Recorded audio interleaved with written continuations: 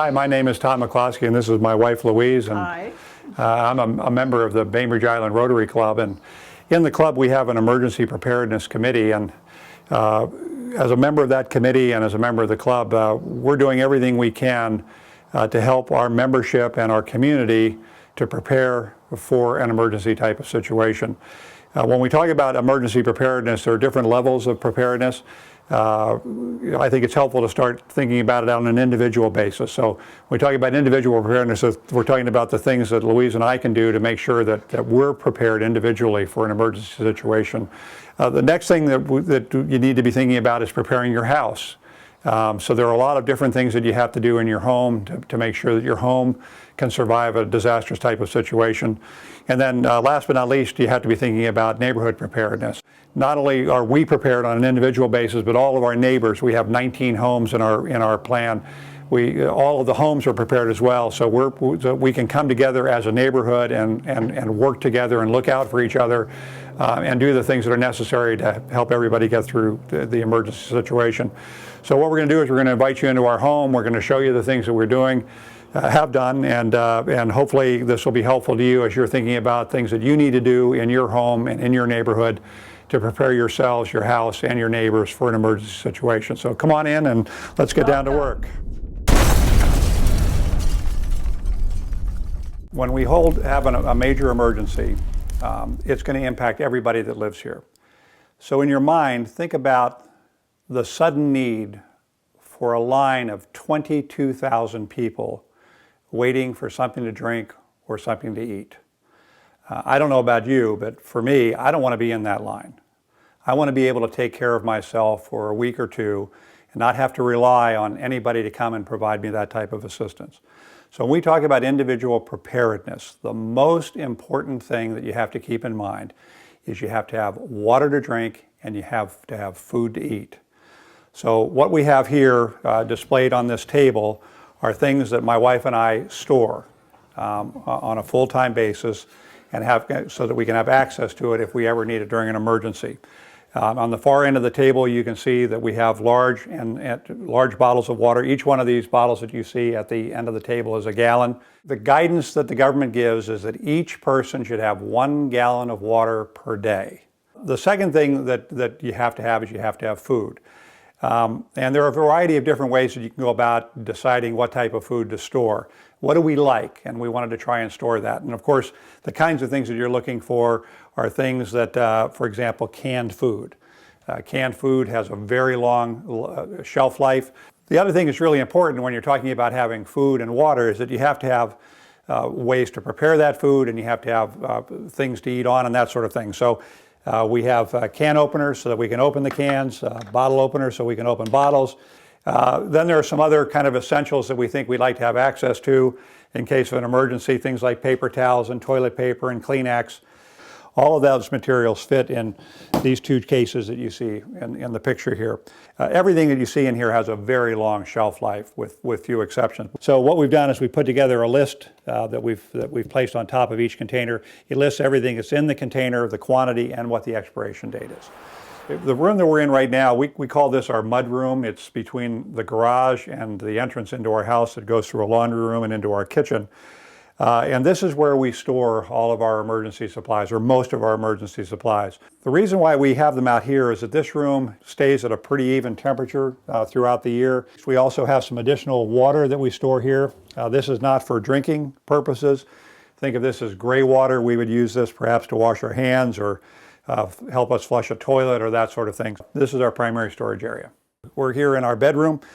And there are some things that you need to be doing in your bedroom to make sure that you're prepared to respond to an emergency in the middle of the night. In an earthquake situation, for example, things that you have up on the walls and things that you have stored in cabinets, a lot of those materials are going to fall off the shelves and out of the cabinets. One of the ways that you can protect yourself against injury is to have under your bed things that you can use to protect your feet, your hands, and your head. So you can see in the baskets that we have here in the room, this is my wife's basket. She has a pair of stout shoes that she can put on and a pair of socks. In terms of taking care of her hands, she has some leather gloves. She has a hard hat. I have one as well. You're probably also going to be out of light. We're going to probably lose power. So we have stored under our beds flashlights that we can use and help us find our way around the house. And very importantly, we have a bottle of water. You don't want to be without water in the middle of an emergency. We have a whistle. This is a really important thing to have in a variety of locations in your house. If you're trapped and people are looking for you, one of the ways that you can get their attention is to blow into the whistle. The last thing we have is a sign that we can put in the window and let our neighbors know whether we need help or we're okay. This is part of the Prepared Neighborhoods program. Usually when you go to bed at night, you're not necessarily wearing something that you want to be seen in public. If it's cold, you want to make sure that you have warm clothes that you can put on right away. This is my wife's pile and my pile. This is a pretty classic example of the difference between how men and women approach. Another thing to think about when you're confronting an emergency situation is where am I going to cook things? Almost everybody has a barbecue these days, so that's an excellent alternative place to cook food. You want to try and keep the tank as full as you possibly can, particularly when you're going into the winter months. If we have a major emergency, sources of propane, that sort of thing, they're going to be in short supply. In addition to that, we also have a camp stove. It's important for you to have a supply of propane bottles. And then, of course, it's always important to have something to cook in. So you have to be thinking about secondary and sometimes even tertiary ways of getting things done. When the things that you depend upon every day are no longer there, it's good to have at least one or two things that you can fall back on to be able to accomplish the same task. Gasoline is going to be in short supply. In fact, you may not even have access to gasoline. And if there is gasoline available, the cars lined up to get that gasoline, they could be miles long, and it may take you all day to get rationed amount of gas. One of the very good ideas for you is if you have a car or more than one car, we have two cars, is to keep the gas tanks above half full so that you have a reserve of gasoline in your cars if you need it at the time of an emergency. That's assuming that you're going to have an opportunity to use your cars. When you think about the kind of earthquakes or major disasters we could have on the island, windstorms, that sort of thing, the roads may be blocked, the roads may be damaged, you may not be able to use your car. So it's good to have alternative ways of getting around, and one of those ways that we have is by bicycle. Another way, and a very important way, and one that all of us may have to do, and that is to get around by foot. So when we talk about emergency preparedness, one of the things that I would strongly urge you to do is to try and take as good a care of yourself as you possibly can.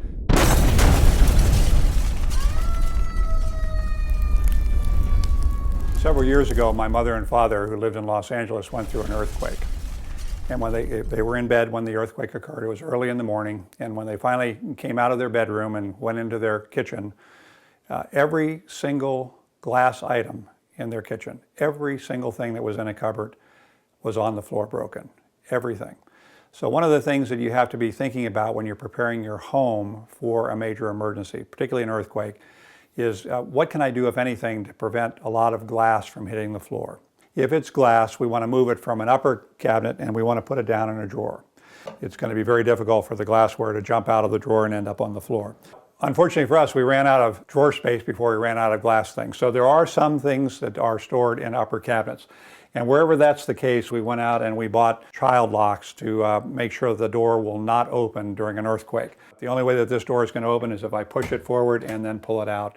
The most important thing that you can do in terms of securing things to the wall is to strap your hot water heater to the wall.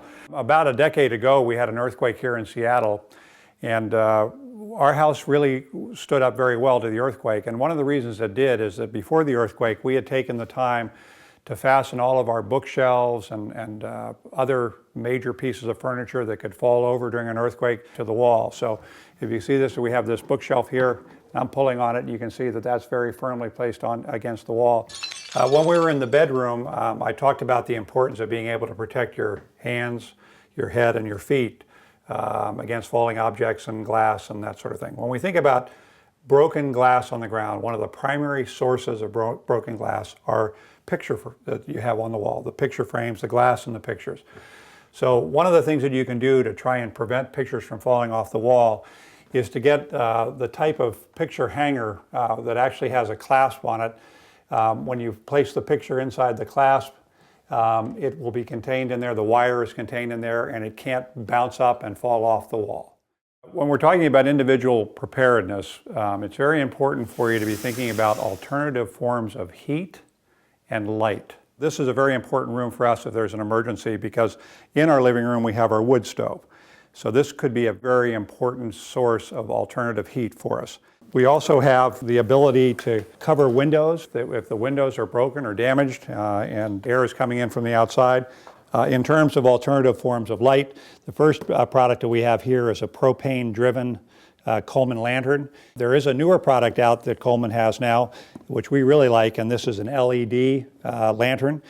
We live in an electric home, and the generator that we have runs on propane, and this is our propane tank. And we have this very special type of insulation on our propane tank. It's called moss. This is where we store our wood. We can hold somewhere between 4 and 5 cords of wood. It's very important for you to know how to shut off electricity coming into your house, water, propane, gas, that sort of thing coming into your house. And it's important for you to know the sequence for shutting off the electricity. The first thing you would do is you would shut off all of the individual circuits. Once these are all off, then we would shut off the main. In a major disaster type of situation, major emergency, one of the things you're going to want to think about is shutting off the water coming into your house. That protects all of the water that's in your system. If there's a problem downstream from your house with the water supply, so you would have all of the water in your pipes, you'd have the water in your hot water heater that would be available to you as water sources. If you do turn off your propane tank, you should not turn it back on your own. You should go to the propane company, the supplier for propane, and allow them to turn it back on so that it's done safely. In every room of your house, you need to have both a primary and a secondary evacuation route. So that's what we've done. That's what this plan does. For every room in our house, we've gone in there and we've asked ourselves, what's the primary way out of the room and what's the secondary? So up here on the second floor, what we've done is we've gone out and we've bought an emergency escape ladder.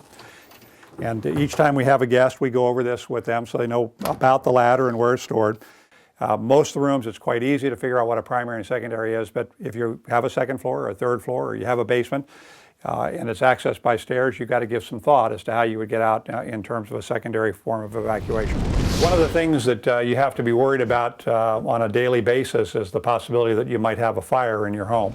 And of course, this could become particularly important during an emergency situation if there's any type of fire associated with the emergency. So this is just one of a variety of different locations where we have a fire extinguisher stored. It's important to check these on a regular basis to make sure that they're charged. If after an emergency you don't have any reason to hold on to a fire extinguisher, what we do is we would place all of our fire extinguishers on our front porch so that they would be available to our neighbors in case they needed a fire extinguisher.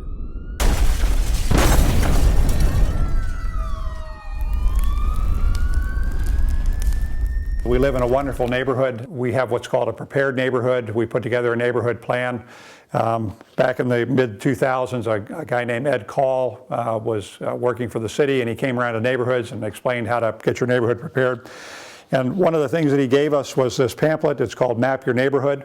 This is where we got the OK and needs help signs on the back of this publication. So this is a wonderful document. It's very easy to use, very easy to follow, to put together a plan. Everything that we've been talking about that we've done to prepare ourselves or prepare our home, we've gotten the information from the internet. The Kitsap Department of Emergency Management website has all sorts of documents in there that you can refer to for information. You can get information from the Bainbridge Island Fire Department. The Red Cross website has wonderful information on it. There's a wonderful document. It's called Prepare in a Year. And the nice thing about this is that it breaks it down into 12 months. Rather than trying to do everything all at once, you can do it over the course of a 12-month period of time. And again, there's just a wealth of information on the internet. I would strongly recommend that you go in there and get a hold of these documents. They'll give you all the information you need to get yourself and your home and your neighborhood prepared. Just remember that you don't have to do all of this at once. You don't have to do it in overnight. You can lay out a plan. I showed you a document where they have a program where over the course of a year you can do the things necessary to prepare yourself and your house.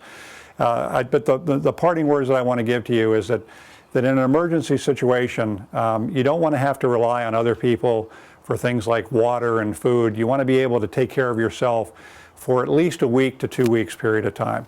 Hopefully this will get you on the way to preparedness. And please know that as a member of the club and as a member of the committee, if there's anything I or the members of the committee or the club can do to help you, just let us know. So thanks for joining us.